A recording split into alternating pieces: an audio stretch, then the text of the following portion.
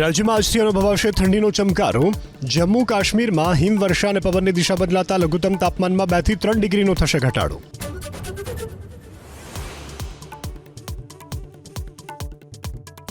સહકારી ક્ષેત્રનો પ્રતિષ્ઠાનો જંગ બનેલી રાજકોટ નાગરિક સહકારી બેંકની ચૂંટણીનું આજે પરિણામ. મામા ભાણેજ વચ્ચેની લડાઈમાં મામા મેદાન મારી જાય તેવી શક્યતા.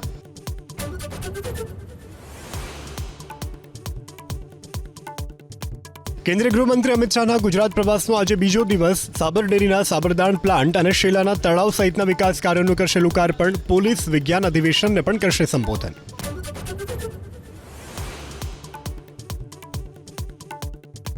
ગીર સોમનાથમાં વિવાદિત જમીનમાં ડિમોલેશન વિરોધમાં આજે કોળી સમાજની મહારેલી. 3 દિવસીય ધરણા આંદોલન બાદ આજે બાઇક રેલીનું આયોજન.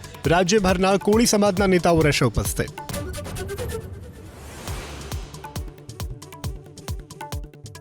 G20 શિખર સંમેલનના મંચ પરથી પીએમ મોદીનો દુનિયાને સંદેશ. કહ્યું કે અમે આફ્રિકી સંઘને G20ની સ્થાયી સદસ્યતા અપાવી.